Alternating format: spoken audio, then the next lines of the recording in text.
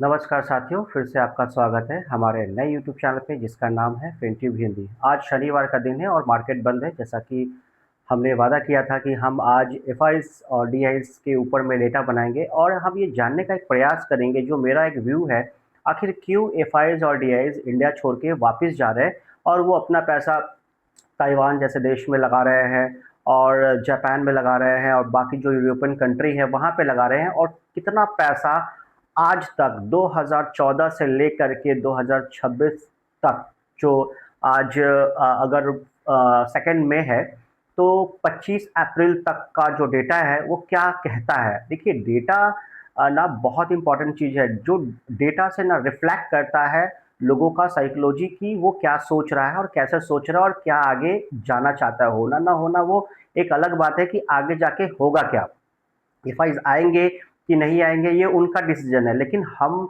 लोग जैसे इन्वेस्टर हैं, हम लोगों को एक बैक ऑफ द माइंड ये रखना पड़ता है, हर एक डेटा को इंटैक्ट रखना पड़ता है, ताकि आखिर हो क्या रहा है, क्यों ऐसा पैसा वो निकाल रहे हैं और इसका रीज़न क्या क्या हो सकता है, आज हम लोग डिस्कस करेंगे।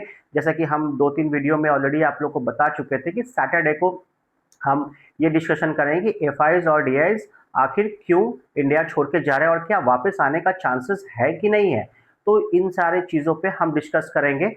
अब आप देखिएगा, 2014 से लेकर के आज तक, 2014 से लेकर के 2026 अप्रैल तक कितना पैसा एफआईज निकाल चुके हैं इंडिया से बाहर और कितना पैसा डीआईज डाल चुके हैं। कुछ लोगों को ये पता होगा, जो नए इन्वेस्टर होंगे, जो कोविड के बाद होंगे, उनको लग रहा होगा ऐसा कि कोविड के बाद से ही इन्वेस्टर आए हैं एफआईज और कोविड के बाद अपना पैसा बनाए और एफआईज पैसा निकाल के चले ही जा रहे हैं। तो ये भूल में मत रहिए कि ऐसा नहीं है कि 2022-23 में ही पैसा वो निकालना शुरू किया और वो 26 तक निकाल रहे हैं, ऐसा नहीं है।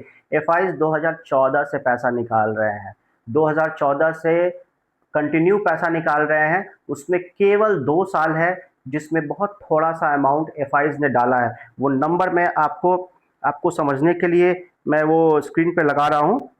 आप देखिए, यहाँ पे जो डीआईज है वो 2014 में 67,243 करोड़ रुपया इंडियन मार्केट में डाला था और 2019 में 39,880 करोड़ रुपया डाला था और 2020 में 65,246 करोड़ रुपया डाला था। इस 3 साल को अगर छोड़ दिया जाए तो 2014 से लेकर के 2026 11 साल में 3 साल केवल पॉजिटिव में पैसा उन्होंने डाला है। उसके बाद पैसा वो निकालते ही चले गए हैं और 2014 से लेकर के अप्रैल 2026 तक 13,72,482 करोड़ रुपया उन्होंने निकाल लिया है। ठीक है, और डाला है कितना इस 11 साल में? 1,72,550 करोड़ रुपए। ठीक है, अब यहीं पे अगर साइड में आएंगे तो यहाँ पे डीआईज का डेटा है। अब डीआईज देखिए, 2020 में डीआईज ने 35,663 करोड़ रुपए निकाला था, बस एक साल, पूरे 11 साल में। और एक 2014 में 28,557 करोड़ रुपए डीआईज ने निकाला था। तो डीआईज के 2 साल, 2014 में और 2020 में, ये 11 साल में मात्र 2 साल डीआईज ने पैसा निकाला है। बाकी सारा पैसा, डीआईज की तो हालत खराब हो गई है पैसा डालते डालते इंडियन स्टॉक मार्केट में। आप देखिए यहाँ पे 25,10,466 रुपए ये डीआईज ने पैसा डाला है इंडियन स्टॉक मार्केट में और 64,220 करोड़ रुपए ये 2 साल मिला करके 2014 और 2021 में 64,220 करोड़ रुपए निकाला है डीआईज ने। अब आप सोचिए कि कितना बड़ा नंबर है, ये ह्यूज नंबर है। 13 लाख रुपया इधर एफआईज निकालती है और पिछले 11 साल में, और 25 लाख रुपया पिछले 11 साल में, 25,10,466 रुपया पिछले 21 साल में डीआईज पैसा इंडियन स्टॉक मार्केट में डालती है। आखिर ऐसा हो क्यों रहा है? आपके मन में भी एक ख्याल आया होगा कि आखिर फॉरेन इन्वेस्टर इंडिया को छोड़ के जा क्यों रहे हैं और वो हर दिन पैसा निकाल रहे हैं। मैंने कुछ दिन पहले एक वीडियो में बताया भी था कि एक इनविजिबल लड़ाई चल रही है। डीआईज निकालते हैं, एफआईज खरीदते हैं, एफआईज बेचती है तो फिर डीआईज इन्फ्यूज करते हैं, पिछले 2-4 दिन का डेटा ऐसा है कि 3000 करोड़ रुपए अगर डीआईज ने डाला है तो 6000 करोड़ रुपए एफआईज ने निकाल लिया है। तो ये भी डेटा रिफ्लेक्ट करता है, और हमारे पास अभी 1,80,000 करोड़ रुपए जो डीआईज के पास है वो स्टिल अभी जो सबसे न्यूनतम स्तर पे आ गया है। डीआईज के पास जो पैसा है, डीआईज के पास पैसा आता कहाँ से? हमारा आपका म्यूचुअल फंड, एसआईपी और बहुत सारा जो माध्यम है एक पैसा आने का, तो वो डीआईज के पास पैसा आता है। तो उस हिसाब से भी आपको सोचना पड़ेगा। अगर 20,000 करोड़ हर महीने एसआईपी का पैसा आ रहा है तो 12 महीने में 12 दूना 24, 2,40,000 रुपया है, ठीक है, जो हमारा रिटेल इन्वेस्टर का है। लेकिन 2,40,000 से काम नहीं चलेगा। आप देखिए 2025 में जो सबसे बड़ा नंबर था 7,88,184 करोड़ रुपए 2025 में डीआईज ने डाला है इंडियन स्टॉक मार्केट में। कितना बड़ा नंबर है, आप देखिए कितना बड़ा नंबर है। और सेम ईयर में 3,06,419 रुपए एफआईज ने निकाला था। तो आखिर ऐसा क्यों हो रहा है कि एफआईज पैसा ये निकाल रही है और ये जो डीआईज हैं वो पैसा डाल रहे हैं? और कुछ लोगों का, नितिन कामत का कहना भी यही है कि अब शायद एफआईज वापस इंडिया नहीं आएंगे, वो पैसा बाहर कहीं लगा रहे हैं। आप ये भी देखेंगे कि 8-9 साल के बाद 2024 में एफआईज ने पाकिस्तान में भी 150 मिलियन का इन्वेस्टिंग किया था। और बाकी जो अभी दुनिया भर में जापान, कोरिया, ताइवान, ये हर जगह पे एफआईज इन्वेस्ट कर रहे हैं इंडिया से पैसा निकाल के। उनको वहाँ का मार्केट सस्ता लग रहा है, हम लोग का मार्केट बहुत ओवर वैल्यूड लग रहा है। तो ये एक समझने का प्रॉब्लम है कि आखिर ऐसा हो क्यों रहा है। शायद यहाँ की इंडियन जो गवर्नमेंट है, जो फाइनेंस मिनिस्टर है निर्मला सीतारमन, वो 2017-18 के पहले कोई भी एलटीसीजी पे टैक्स नहीं था, ठीक है। तो शायद इसका रीज़न ये हो सकता है। एसटीसीजी पे भी कोई टैक्स नहीं था। एलटीसीजी होता है long term capital gain tax. जब आप 1 साल के बाद, अगर आप 1,00,000 रुपया स्टॉक मार्केट में डाले हैं और ठीक 1 साल के बाद आपको 1,20,000 रुपया वो रुपया हो जाता है, और 20,000 का जो प्रॉफिट है उस पर पहले टैक्स नहीं लगता था 2017-18 के पहले। उसके बाद से टैक्स लगना स्टार्ट हो गया है। तो आपको ये देखना पड़ेगा कि 18-19 से ये टैक्स लागू हो गया। फिर short term capital gain tax, जिसको एसटीसीजी बोलते हैं, short term capital gain tax. तो इसमें प्रॉब्लम क्या होता है, इसको बोलते क्या है short term capital gain tax को, कि अगर मान लीजिए आपने 1,00,000 रुपया लगाया और ठीक आप 1 साल के अंदर ही आपको 20,000 रुपए का प्रॉफिट होता है, तो उस 20,000 पे गवर्नमेंट आपसे 20% ले लेगी टैक्स में। तो ये एक रीज़न हो सकता है कि जो एफआईज है वो भाग रहे हैं बहुत ज़्यादा, बहुत तेज़ी में यहाँ से पैसा निकाल रहे हैं, क्योंकि गवर्नमेंट का जो कंसेप्ट है वो बहुत वर्स्ट है, बहुत ही ज़्यादा वर्स्ट है। जहाँ पे कोविड के बाद जब स्टॉक मार्केट गिर रहा था तो फिर कोई ध्यान नहीं दे रहा था, लेकिन जब 23-24 में जा करके लोगों के जब पैसे डबल ट्रिपल होना स्टार्ट हुए, तब इनफैक्ट संसद भवन में भी लोग स्टॉक बोल रहे थे कि हाँ ठीक है। मोदी जी का खुद स्टेटमेंट था कि भाई जो स्टॉक के बारे में, जो कंपनी के बारे में सब लोग बुराई करते हैं, आप वही कंपनी जाके खरीद लेना, आपको गवर्नमेंट पे भरोसा होना चाहिए। तो ये सब है, वो सब बातें अब खत्म हो गई है, वो सब बातें अब भूल गए सब लोग। लेकिन जो जिसको खरीदवाया है और जो अभी तक फंसा हुआ है वो अभी तक ही फंसा हुआ है, भले जिसके पैसे बने होंगे बने होंगे, ठीक है। तो ये एक समझने वाला बात होता है कि जैसे ही कुछ अच्छा होता है उस पर तुरंत से गवर्नमेंट का नज़र होता है और उसको उसकी चाबी टाइट कर दी जाती है। और चाबी टाइट करने में एक रिजनेबल तरीके से अगर टाइट किया जाए तो भी समझ में आता है, लेकिन इंडियन जो प्लेयर हैं मार्केट के, उन पे बहुत बड़ा बोझ पड़ जाता है। आप देखिए 2018-19 के बाद से जो ये आपका long term capital tax gain है उस पर सीधे सीधे आपका 10% कर दिया गया, और फिर आपका 2023-24 के बाद में 15% था, और सीधे फिर उसको बढ़ा करके 20% कर दिया गया। अब जो आज के डेट में है वो 20% है।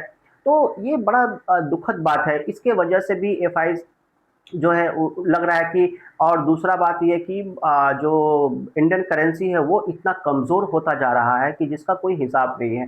डॉलर इतना मजबूत हो रहा है। अगर कोई यूएस का आदमी अगर अगर वो अपना पैसा इंडिया में लगाता है और फिर से अगर जब उसको प्रॉफिट होता है मान लीजिए 20% का, तो ऑलरेडी 2-3% उसके कट चुके होते हैं, क्योंकि जो जब रुपया में वो निकालेगा पैसा तो उसको उतना वैल्यू नहीं मिलेगा, क्योंकि आज के डेट में अगर 95 रुपया है, $1 अगर 95 रुपीज़ है, उसके हिसाब से अगर कोई $1,00,000 लगाता है या मान लीजिए अगर $1 मिलियन भी लगाता है, तो जब निकालने का बारी आएगा आज से 4-5 साल बाद, तो इसकी क्या गारंटी है कि रुपया 95 नहीं 105 रुपया हो जाएगा।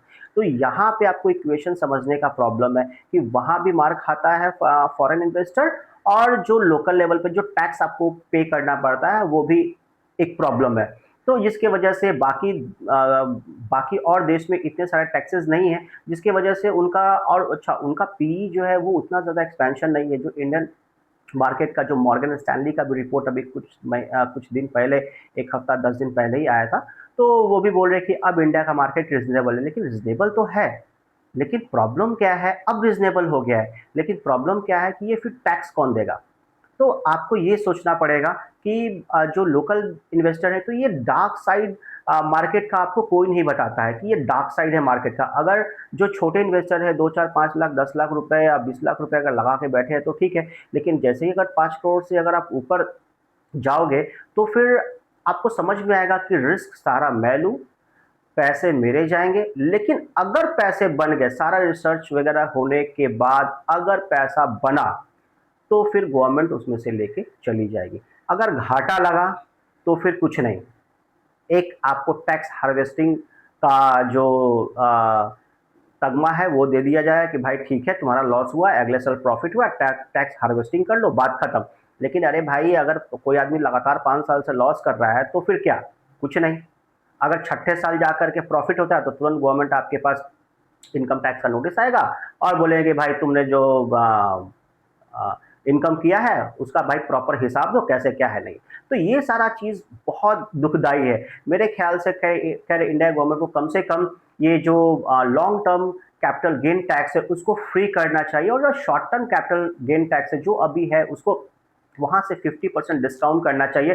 तभी मुझे लगता है कि इकोनॉमी में एक बूम आएगा, सब लोगों के हाथ में पैसा आएगा, लोग इंटरेस्टेड होंगे स्टॉक मार्केट को लेकर के, तब जाकर के थोड़ा मजबूती दिख सकता है। क्योंकि जैसा एफआईज बेचे जा रहे हैं बेचे जा रहे हैं बेचे जा रहे हैं, ये बहुत एक चिंता का विषय है, और गवर्नमेंट इस पे बिल्कुल भी ध्यान नहीं दे रही है। शायद अगर नहीं ध्यान देगी तो आने वाले टाइम पे शायद कहीं बहुत लेट ना हो जाए।